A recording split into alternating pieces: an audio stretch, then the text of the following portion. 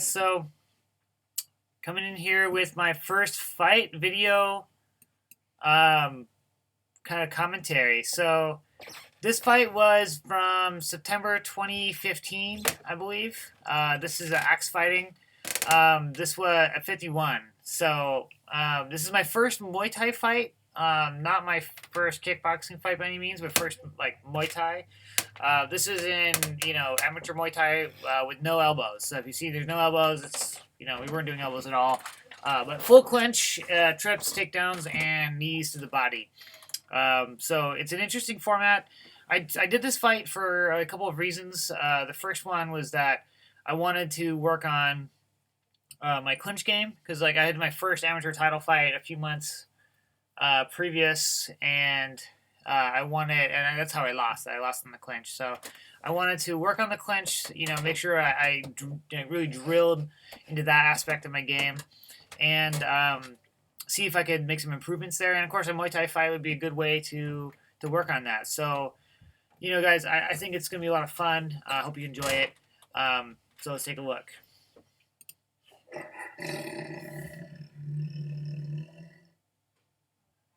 Oh, yeah.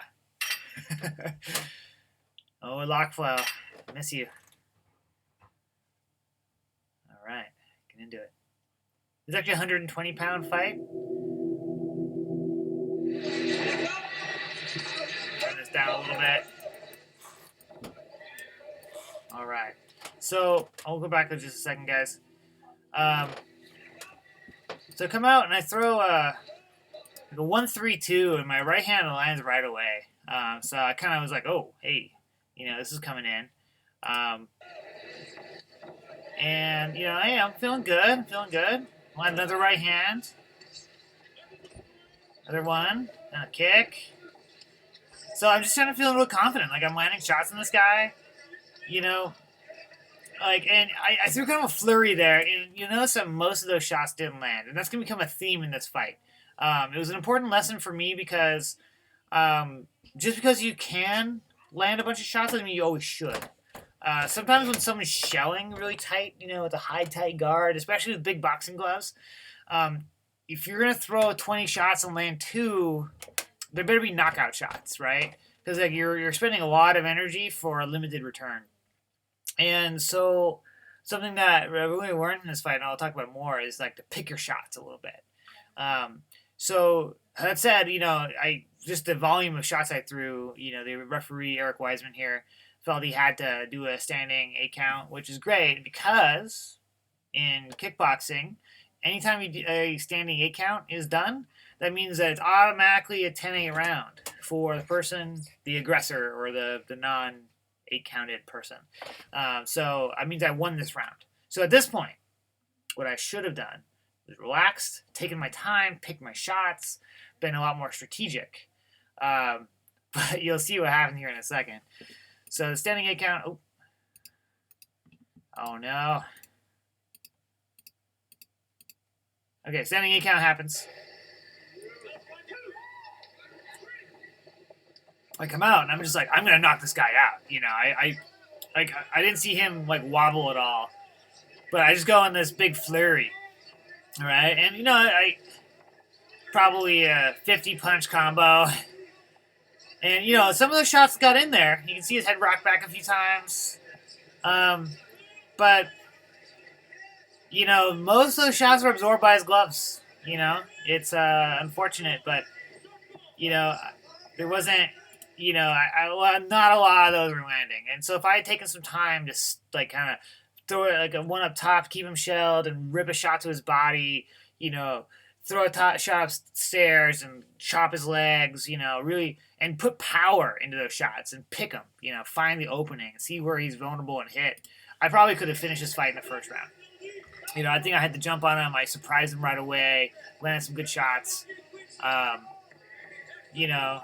but it as it was, what I found was after this, I'll tell you in a minute, but I was burning a lot of energy on something that was a bit more of a limited return. So a lot of times, the big difference between a good, a decent fighter and a good fighter is just energy management. Understanding when to pull from the tank and when to be a little more conservative. You know, here I am back kind of flurrying, but you can see already my shots are a bit more pushing. They're not like snappy. They're kind of like pushing at him. You know, so I wasn't delivering, and he was starting to come back into it a little bit. But I remember, I'll pause it for a second, coming back into the corner from that first round, and my arms were just jelly, and I'm like, oh shit. I got 2 more rounds to go, and now my arms are dead.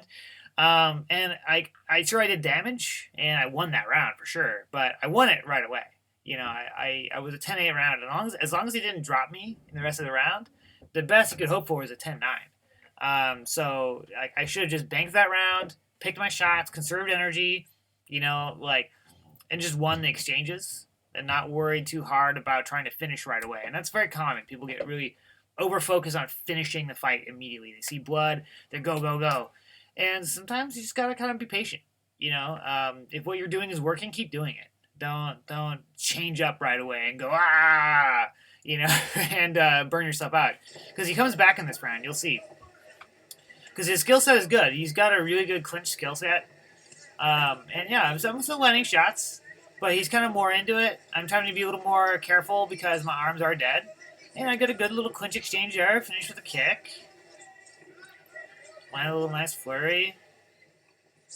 Coming away from him, the hands down though. Not liking that. Yeah, see, I'm finishing with the kicks. You know, that's the important thing too. Kickboxing, finishing the exchanges. Yeah, he landed a nice little right hand himself and a jab. Oh, that was a nice right hand. Stunned me a little bit. I built some confidence for him. You can tell. Got some swagger in him.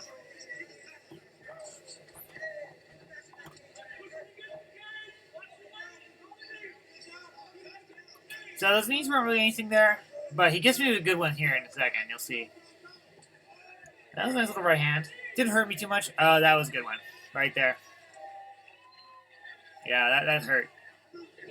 But, you know, like, sometimes you get hurt in kickboxing, you take your knee, you deal with it, you know, see how it is, you know, because sometimes, like, if you try to struggle through it sometimes, you're going to end up way worse for wear here. So, something important there. Notice I went from attacking to kind of defending. My hands down, I'm just defending the shots. I'm not really working on the position. That's how you know someone's kind of like, I'm in survival mode here. You know, he got the standing 8 count, so that means he won this round, right? So that's a 10-8 round for him. Even though, you know, I think he had one kind of good clinch attack, maybe 2. I feel like I did kind of work most of the attacks here. Maybe the last bit he had 2. But still, that 10-8, mean, from the knockdown, means that anytime there's a standing 8 count, he gets a 10-8, right? So we're even heading this 3rd round. Everything's on this 3rd round now. Although some of the judges didn't count it that way, it's kind of weird to me. My understanding of how the 2 things should be judged is different, but it's whatever, you know, how it goes. So we're starting off. I kind of like, all right, everything's down to this. You know, I gotta go here. Doesn't matter if I'm tired. So I go back to being a little more at range. His clinch game is definitely where he's strongest. You know, so, and I have to also be more aggressive with the clinch. Like, attack him with the clinch rather than letting him work. So I'm going in here, kind of working, trying to work his legs a little bit. Eric separates us because we're going to get into a little exchange. They're just kind of nothing exchange. Landing a nice right hand there.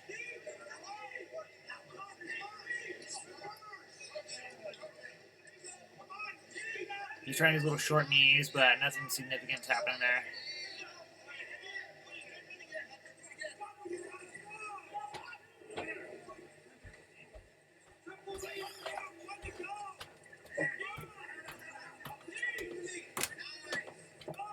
Yeah, that was good. That was a good exchange there for me. He's wearing the traditional, if you're wearing those armbands, or traditional Muay Thai armbands, just to provide protection. Pretty cool, actually. I think they look pretty awesome. But I'm not Thai. I don't have that connection, that culture. I haven't tried to rep that.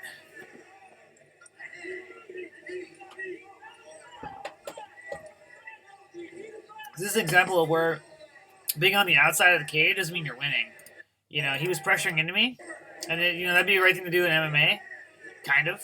But I had this elbow clench, and his hips are way back, and I'm not able to land a couple really nice knees there. And you can see he kind of doesn't like that. Yeah, nice right hand.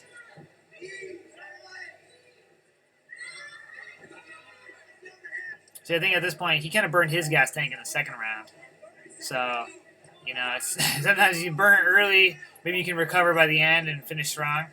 I'm not advocating for that, though. Remember, guys, pick your shots. Yeah, that was nice. Ooh, yeah. I haven't watched this fight in a while. That was nice. Oh, yeah. Yeah, see, I'm just teeing off on him at this point. See, now his hand discipline isn't so good. So most of those shots landed. See, that was a good exchange. So I think I won this overall on a unanimous decision. So it doesn't mean the split decision doesn't mean that like every round went to you, or that a unanimous decision doesn't mean that every round went to you. Just all of the judges agreed. So I think it was 29-28 for me all the way across. Because we each had a 10-8 round, and then this also the 10-point must system. Like basically every round is scored, and you get either 10 points or 9 points. If you dominate a round, your opponent gets 8 points instead of 9.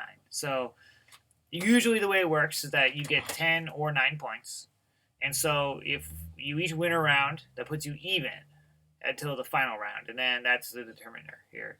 So it's kind of how it went, except that we both got, I think I got 10-8 in my favor on the first round. He got 10-8 in his favor in the second round.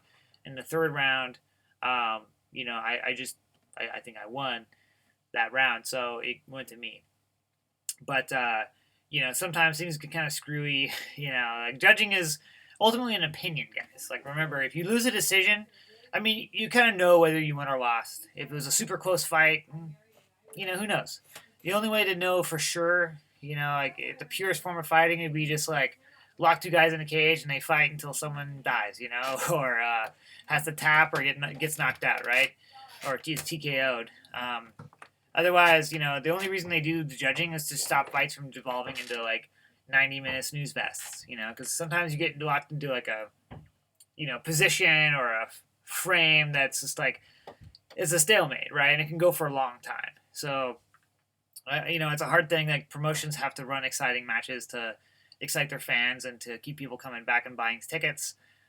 But, in the end, there's no perfect form of judging.